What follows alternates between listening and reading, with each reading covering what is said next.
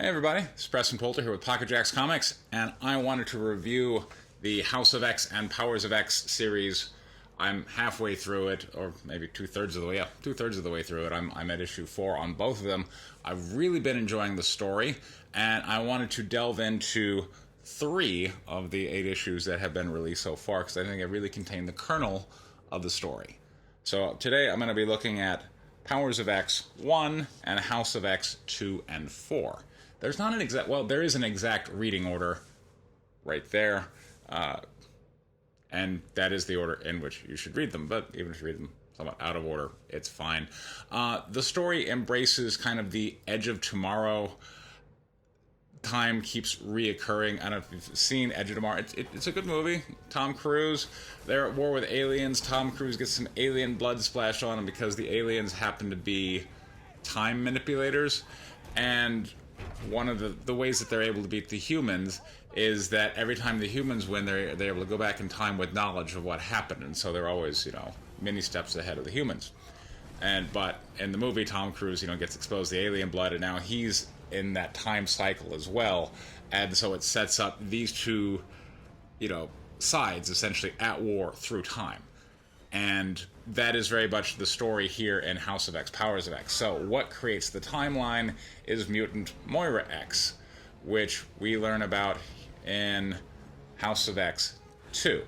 But she has the powers of reincarnation. And so she, in House of X 2, I really enjoyed it. We'll start there.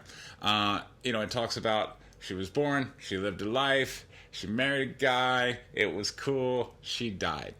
But then she was reincarnated, and even in the womb, she had all the knowledge of her prior life. Now, the way the comic is using the term reincarnation is not the way the Buddhists would use it. Like, if you're reincarnated, like, you don't know all of it.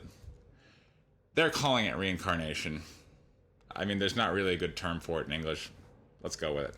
So, now Moira comes back with knowledge of what happened in her prior life, and now she realizes she's a mutant. So in her second life, she's like, I am going to dedicate myself to science, and she comes up with a vaccine which can convert mutants down to ordinary humans. But this offends the Brotherhood of Evil Mutants, I think it is. And so there's this cool dialogue between Destiny and Moira X. And Destiny is saying, yeah, we're going to kill you, but you're going to come back, but I can see the future. And so let me tell you, every time you do this, we're going to find you and kill you. So you need to do something else with your time and your life. And then, boom, painful death, whatever. And so now she comes back on her third life, and she's like, okay, this time I'm going to go find that Charles Xavier guy. Because, again, she has the knowledge of the other lifetime. She understands who Professor X came from. She understands that, that Charles Xavier guy at Oxford, I can go meet and talk to him. And so she goes and she does, and then, whatever. But essentially the machines win. In that one where she's fighting alongside the X-Men, she understands that the Sentinels come to be, and that they, over enough time, AI that has been embraced by the humans comes to eradicate mutant kind.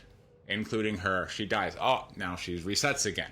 And so now she's like, screw it. I'm going to go join Apocalypse. So now she goes and joins Apocalypse, and they're just bringing the war to them. But the AI still wins. And so that sets up the conflict now. And in the rest of issue 2, she finds Xavier, and she's like, look, just mind link with me, and you will see all the lifetimes of knowledge. And so Professor X is able to get all these lifetimes of knowledge from her, and based on that, he's able to see, in this timeline, she joined Apocalypse, in this timeline, whatever.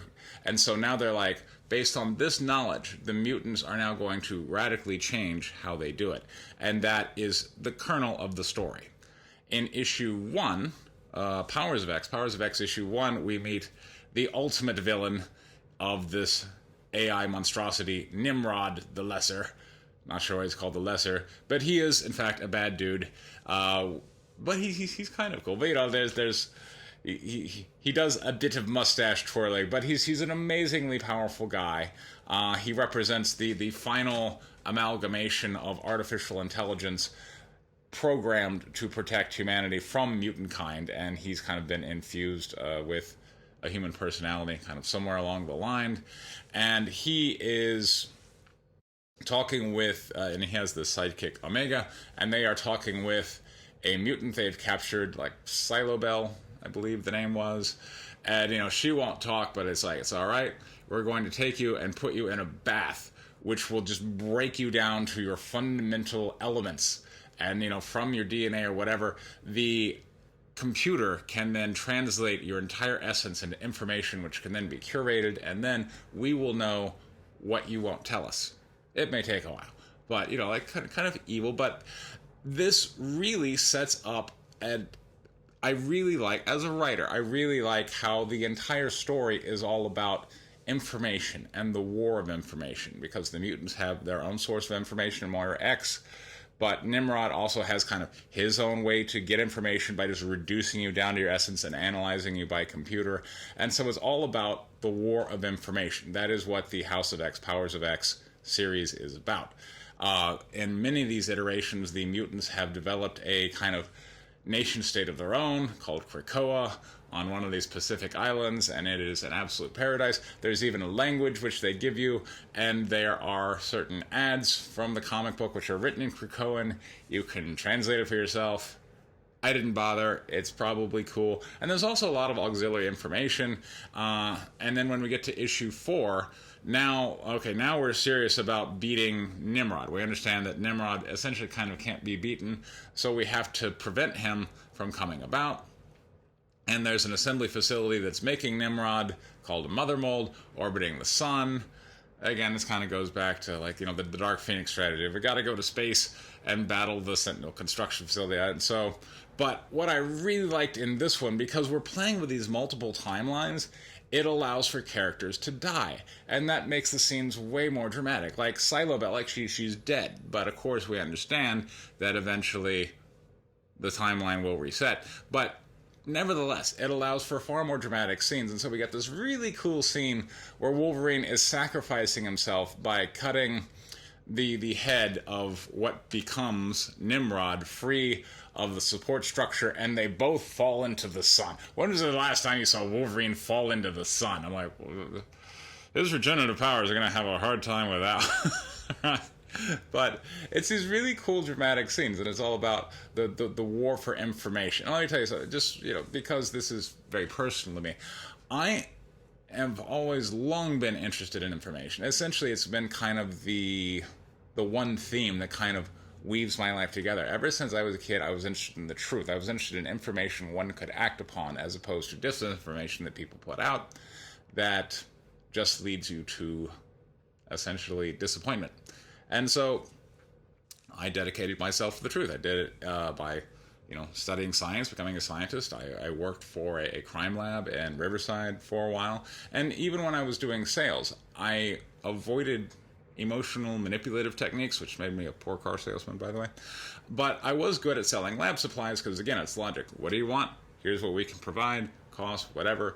You look at the way I'm selling my comics. It's the same thing. I'm not going to sit here and tell you I'm somebody I'm not. Instead, I'm going to promise good comics, good artwork, fast fulfillment, frequent projects. That's my problem. I'm providing information that I expect you to act upon. And of course, it does have its own set of disappointments, because you find people are much more malleable, much more able to be influenced when you just play on their emotions and when you provide them with information.